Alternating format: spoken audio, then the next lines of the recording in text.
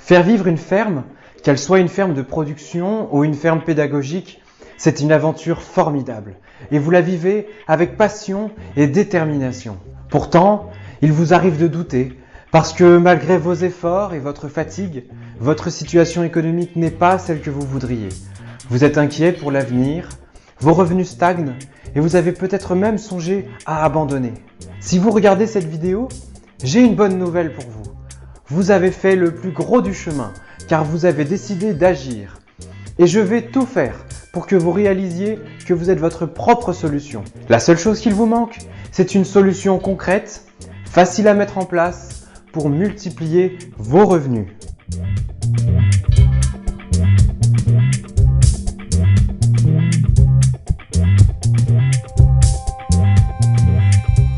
Bonjour et bravo d'être arrivé jusqu'ici. Cette formation va vous permettre de découvrir ma méthode d'acquisition et de fidélisation client. À l'issue de cette formation, vous connaîtrez les 6 grandes étapes à suivre pour créer votre stratégie de vente et l'appliquer sans connaissance en marketing. Nous serons focalisés sur un objectif, augmenter vos revenus de manière significative pour que vous retrouviez la sérénité et le goût du métier qui vous passionne. Cette méthode n'est pas une méthode miracle. Pour atteindre vos objectifs, il vous faudra suivre et appliquer mes conseils étape par étape. Je m'appelle Tristan Ferré, je suis consultant et coach en entrepreneuriat spécialisé dans les métiers de l'environnement, de l'agritourisme et du commerce local. Au cours de mes différentes expériences, j'ai accompagné des dizaines d'entreprises de toute taille et j'ai eu l'occasion de travailler sur toutes les problématiques de celles-ci. J'ai surtout été dans votre cas. Il n'y a encore pas si longtemps, à voir ma liste de clients beaucoup trop vide à mon goût. Mon activité ne décollait pas, mon compte en banque se vidait à vue d'œil et je commençais à baisser les bras. Je craignais sincèrement de devoir tout arrêter. En conséquence, je gaspillais mon énergie à courir après mes clients alors que je n'avais pas compris l'essentiel de mon problème. Ce que je leur proposais ne les intéressait pas. C'est alors que j'ai décidé de revoir intégralement ma façon d'envisager ma relation commerciale avec mes clients. Ma nouvelle approche est devenue petit à petit, au fil de recherche et de travail, une méthode que j'ai appelée la méthode Akeram. Cette méthode, elle est simple, intuitive, accessible à tout un chacun et surtout, elle fonctionne. Avant de vous décrire ma méthode en 6 étapes, rassurez-vous, vous allez recevoir toute la méthode gratuitement directement dans votre boîte mail. D'ailleurs, j'aurai le plaisir de vous envoyer gratuitement d'autres conseils, alors je vous invite à mettre tout de suite mon adresse email contact@tristan-ferré.fr dans votre liste de contacts. Ça vous évitera que mes conseils arrivent dans vos spams. Alors c'est parti! Voici la méthode Akeram en 6 étapes. En fait, Akeram, vous vous en doutez, c'est un acronyme qui veut dire fixer son ambition, questionner, écarter, répondre, acquérir et multiplier. Allez, on commence avec la première étape. En première étape, nous allons déterminer quelle est votre ambition. Pourquoi faites-vous ce métier? Qu'en attendez-vous? Qu'est-ce que vous aimez bien dans l'idée de l'exercer? Quand on est enfoui dans les difficultés, voilà des questions qu'il ne faut pas oublier, car elles sont à l'origine de tout. Mais surtout, elles vous permettront de vous recentrer sur l'essentiel. Définissez un grand projet, une grande valeur qui vous anime et dites-vous que c'est ça qui doit vous guider dans vos décisions. Quelques exemples, tous différents. La recherche d'un profit, vivre de sa passion, briller aux yeux des autres, vivre au contact des animaux, travailler en harmonie avec vos collaborateurs, avoir un sentiment d'accomplissement, etc. Il y a forcément une étoile qui vous guide plus qu'une autre. Gardez-la en mémoire, quelles que soient vos décisions futures. Oubliez les pressions externes, les rêves des autres. Choisissez ce qui vous anime. En deuxième étape, il vous faut questionner votre marché. Ce point consiste à réaliser une étude de votre marché. Rassurez-vous, ça n'a rien d'insurmontable. La principale difficulté réside dans le fait que personne ne vous a jamais vraiment expliqué comment faire. Mais avant tout, je vais vous parler de 2 erreurs que nous faisons tous dans nos vies d'entrepreneurs. La première, c'est celle d'être convaincu que l'on a une idée fantastique, révolutionnaire. mais de ne pas se donner la peine de vraiment vérifier s'il y a un marché pour notre idée. Et vous savez quoi? J'ai beau avoir étudié dans une grande école de commerce et être spécialisé en entrepreneuriat, je suis moi-même tombé dans le piège. Il y a 3 ans, j'ai voulu monter un logiciel pour aider les éleveurs d'animaux de compagnie dans leur quotidien. Je maîtrisais toutes leurs contraintes parce que j'étais moi-même un petit éleveur. Alors, j'ai passé 2 mois la tête dans mon écran à créer tout un système pour faciliter leur démarche commerciale. 2 mois de travail, puis 5 mois à rechercher à le vendre ou au moins à le faire tester gratuitement. Mais personne n'en voulait. J'avais oublié une chose essentielle. Questionner mon marché pour lui demander s'il en voulait vraiment. La deuxième erreur, vous allez voir, elle n'est pas très éloignée de la première. Il s'agit du fait d'être convaincu de son projet, de son produit ou de son service et de faire une timide étude de marché dans le but de valider son idée. La subtilité, elle est dans ces derniers mots. Valider son idée. Vous devez savoir que l'homme, dans un sondage, est naturellement bienveillant et le nombre de gens intéressés sont souvent surestimés. Attention, je ne suis pas en train de vous dire qu'il ne faut pas réaliser d'études de marché, c'est même primordial. Mais ne l'utilisez pas comme prétexte pour vous conforter dans votre projet. Vous devez aller plus en profondeur pour vous assurer que des clients potentiels seront vraiment prêts à acheter vos produits ou vos services. Et c'est la formulation de vos questions qui fera la différence. Par exemple, si vous réalisez un questionnaire en disant « Si je crée une ferme pédagogique, viendrez-vous au moins une fois dans l'année ?» Le oui n'est pas difficile à obtenir car il n'est pas très engageant. Vous risquez rapidement de croire que 80% de la population est prête à se ruer chez vous dans les prochains mois. Alors allez plus dans le détail et engagez les personnes que vous sondez. Par exemple, donnez-leur une liste de 10 activités possibles pour le week-end prochain et voyez combien choisissent vraiment d'emblée votre activité. Mon conseil est donc le suivant. Étudiez le comportement, les aspirations, les motivations de vos clients ou de vos clients potentiels. Essayez de déterminer ce qui les attire, ce qui les pousse à passer à l'action et surtout, orientez votre offre dans leur sens. Dans votre étude de marché, faites aussi un tour sur les sites de vos principaux concurrents. Identifiez la manière dont ils communiquent, se positionnent et essayez d'identifier leurs forces et leurs faiblesses. Vous allez y trouver des pépites.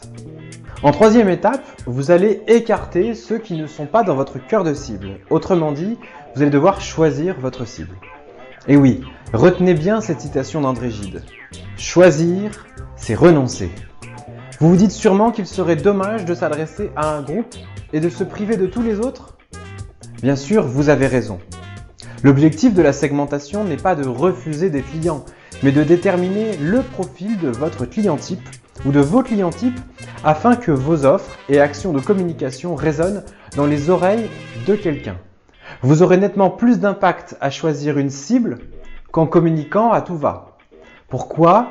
Parce que chaque segment ne pense pas de la même manière, n'a pas le même langage ni le même budget, les mêmes valeurs ou les mêmes priorités. Pour faire simple, à vouloir plaire à tout le monde, vous ne plairez à personne.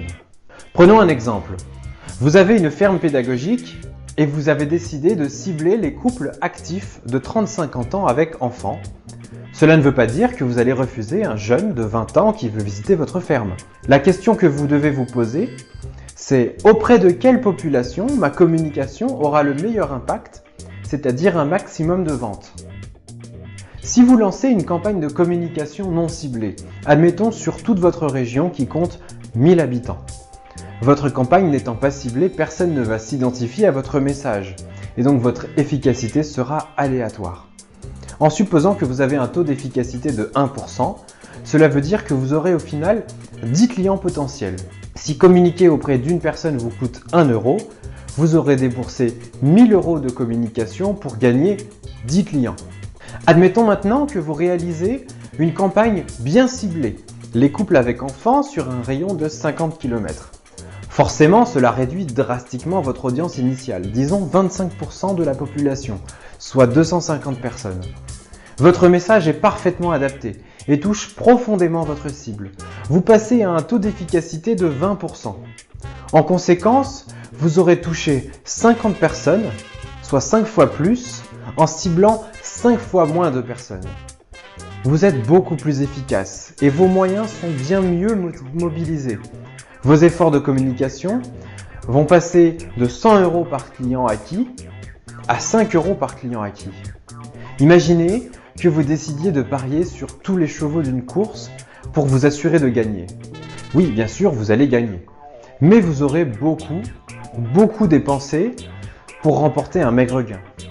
Si à la place, vous misez sur les 3 meilleurs chevaux, ou alors vous éliminez de votre pari les chevaux qui n'ont aucune chance, vous allez probablement gagner autant, mais surtout vous aurez beaucoup moins investi. C'est plus efficace. Vous l'aurez compris, déterminez une ou deux cibles que vous êtes capable de décrire dans leur unité socio-démographique ou dans leur comportement, leur style de vie, leurs valeurs ou leurs priorités et adressez-vous à eux. En quatrième étape, vous allez élaborer une réponse aux problèmes, besoins et aspirations de votre cible. Votre réponse, c'est la manière dont vous allez prendre les bonnes décisions stratégiques en fonction de ce que vous aurez découvert dans votre étude de marché et en fonction de vos cibles. Il y a pour cela 4 grandes décisions stratégiques à prendre. La première, c'est votre offre. Si elle existe déjà, vous pouvez toujours adapter ou modifier quelques paramètres. Votre objectif est de créer ou de réinventer une offre qui réponde complètement aux attentes de vos clients en termes de contenu, de qualité, d'emballage si c'est un produit ou de format si c'est un service. Ce que je veux vous faire comprendre, c'est que vous pouvez toujours retravailler votre offre sans pour autant passer du coq à l'âne. C'est peut-être l'étape la plus difficile car elle vous demande d'abandonner vos croyances et même un peu de la fierté que nous avons tous. Ce n'est pas à vos clients de s'adapter à vous. C'est à vous de tout faire pour répondre à leurs attentes. Si vous produisez des savons et les danesses, je ne vais pas vous dire que vous reconvertir dans la restauration est mieux pour vous, mais plutôt de voir comment vous pouvez adapter au mieux votre gamme de cosmétiques à votre cible. Travaillez donc sur quelques questions du type « Que veulent mes clients ? Sous quel format ? À quel niveau de qualité ? Avec quel emballage ?» Si vous offrez plutôt des services, par exemple des séances de médiation animale, là encore, je ne vais pas vous demander de tout changer, mais de vous demander sous quel format vous pouvez vendre vos animations, à quel rythme, avec quels horaires, etc. Et surtout, ne voyez jamais ces changements comme des contraintes ou des pertes de temps. Voyez-les comme une opportunité d'attirer plus de clients et en même temps, vous leur ferez savoir que leur satisfaction compte pour vous. La seconde décision importante, c'est votre prix. Le prix est un indicateur absolument important qui doit à la fois couvrir vos charges, assurer vos revenus, mais aussi donner un indice à vos clients sur le positionnement de votre offre. Demandez-vous si votre cible est sensible au prix ou pas. Si vous ciblez une clientèle aisée qui viendrait vers vous de toute manière, un prix élevé est pertinent et consolidera votre image haut de gamme.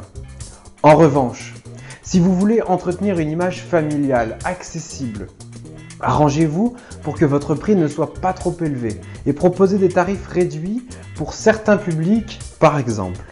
Mon conseil, dites-vous que vos concurrents ont peut-être tort. Ne cherchez pas à alimenter une guerre des prix sans raison. Ayez confiance en votre expertise et défendez-la. Le troisième axe, c'est la distribution. Comment voulez-vous vendre votre offre ? Directement sur place, sur votre site internet, chez un distributeur, petit ou grand, sur des sites de réservation avec ou sans intermédiaire ? Vous devrez trouver le bon dosage entre élargir vos opportunités d'atteindre votre cible et garder le contrôle de vos marges et de votre portefeuille de clients avec une distribution étroite. Enfin, dernier axe, la communication. C'est souvent ce qui vous fait peur, car vous vous dites que la communication vous prend trop de temps et qu'il est difficile de faire le poids face à des concurrents qui ont plus de moyens. Rassurez-vous et souvenez-vous tout le chemin que vous venez de faire. Votre offre est maintenant parfaitement adaptée à votre cible, donc il va être beaucoup plus facile de communiquer. Alors comment fait-on? Nous allons le voir dans le point suivant. Pour le moment, vous devez vous fixer des objectifs pour lesquels votre plan de communication est la réponse. Ce peut être par exemple augmenter le chiffre d'affaires de 20% en 12 mois ou augmenter votre taux de notoriété de 50% dans un rayon de 50 km. Déterminez également le ton et le style de communication que vous souhaitez aborder. Généralement, il vous suffira d'associer 2 adjectifs, comme par exemple tendance chic, jeune et dynamique, convivial et simple, éducatif et militant, etc. En 5e étape, c'est le moment d'acquérir vos clients, c'est-à-dire de passer à l'action. Nous passons de l'analyse et la prise de décision au travail opérationnel. Vous allez réaliser un plan de communication. Vous devez le diviser en 3 objectifs. Vous faire connaître, vous faire aimer et enfin faire agir. Pour cela, vous allez relayer régulièrement du contenu et animer votre communication. Premièrement, reprenez la description de votre cible et vos objectifs stratégiques en les gardant bien en tête. Définissez les médias que vous allez utiliser, ce peut être des médias hors ligne ou des médias en ligne, un site internet, un blog, des réseaux sociaux, des médias traditionnels. Mon conseil, une combinaison qui ne s'éparpille pas. Plus vous multipliez les médias utilisés, plus vous allez devoir y investir du temps. Les types de messages que vous allez y diffuser, messages d'information statique, information d'événementiel, photos, dépêches, offres spéciales, et enfin choisissez l'origine des contenus. Allez-vous relayer des contenus déjà existants ou allez-vous les créer vous-même? Deuxièmement, élaborez un planning de publication par média et n'oubliez pas chacune des échéances. Ne vous inquiétez pas, je vous ai envoyé un exemple par email. Troisièmement, mesurez l'efficacité de votre campagne. Renforcez les points forts et retravaillez celles qui ne fonctionnent pas très bien. Sur votre site, utilisez par exemple Google Analytics pour mesurer votre trafic ou les statistiques de Facebook pour calculer un ROI, en français, un taux de rentabilité. Cela peut être le coût par clic ou, comme nous l'avons vu dans notre exemple sur le ciblage, le coût par client acquis. Vous pouvez également calculer le ratio coût de la campagne de communication sur chiffre d'affaires réalisé. Cela vous sera très utile pour ne pas renouveler une campagne qui n'a pas d'intérêt. En 6e étape, multipliez vos ventes parmi vos clients acquis, c'est-à-dire fidélisés. Si vous avez déjà mis en place l'étape 5, bravo! Vous avez compris l'essentiel de l'acquisition client. Maintenant, nous allons démultiplier votre chiffre d'affaires sans rechercher un seul client supplémentaire. C'est la magie de la fidélisation. C'est sincèrement l'étape que je préfère. Celle où vous instaurez une réelle relation de confiance avec votre client, où vous apprenez à le connaître et à le satisfaire de plus en plus. Attention, danger, vous risquez d'aimer ça aussi. Votre objectif sera double et il vous entraînera dans un cercle vertueux. Le premier objectif, faire revenir votre client. Reprenez les 50 clients que vous avez obtenus après votre super ciblage et une bonne campagne. Il vous avait coûté 5 € par client acquis en moyenne et supposons que leur ticket moyen était de 10 €. Cela représente une marge de 50%. La fidélisation est beaucoup plus économique puisqu'il suffit de faire une petite piqûre de rappel à votre client. Peut-être que 1 € suffira pour le faire revenir. Votre marge passe alors à 90%, peut-être même 100%. Imaginez si vous les faites revenir tous les mois. Le secret, trouvez le moyen de garder contact. Récoltez leur adresse email, leur numéro de téléphone portable ou invitez-les à s'abonner à votre page Facebook. Ne les laissez pas de côté car ce sont eux qui vous font vivre. Votre deuxième objectif, augmentez le ticket moyen de ce même client. Plus vous le connaissez, plus vous allez savoir comment proposer à votre client une offre plus chère. Reprenons notre exemple de savonnerie au lait d'ânesse. Vous avez aimé notre dernier savon au miel? Nous venons de créer une toute nouvelle gamme autour du miel qui devrait vous plaire. Et le tour est joué. Vous avez vendu un deuxième produit plus cher et le client est content car vous l'avez fait se sentir important à vos yeux en lui proposant une offre personnalisée.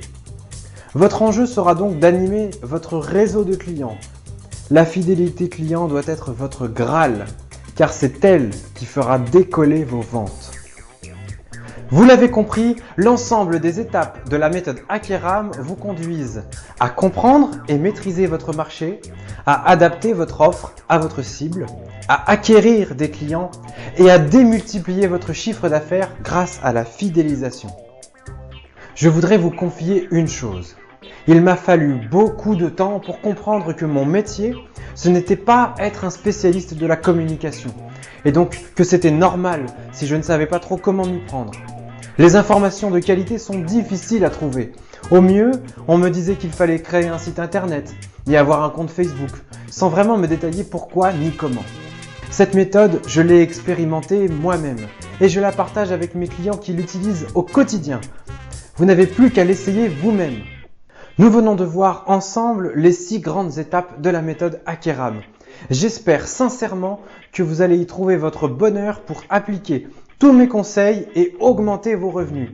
Mais ne partez pas, car je vous réserve une surprise bien plus importante. Vous avez un projet de médiation animale ou de ferme pédagogique et vous ne savez pas comment vous lancer, vous ne savez pas non plus comment en vivre pleinement et dignement. Eh bien, je vais vous apprendre tout ça à travers ma formation Je lance mon projet animalier, une formation à distance que vous pouvez suivre à votre rythme et qui va vous apprendre tous les fondamentaux de votre métier et toutes les méthodes pour acquérir et fidéliser vos clients pour vivre pleinement de votre passion. Le programme est disponible sur le lien qui s'affiche sous cette vidéo. À très bientôt et portez-vous bien.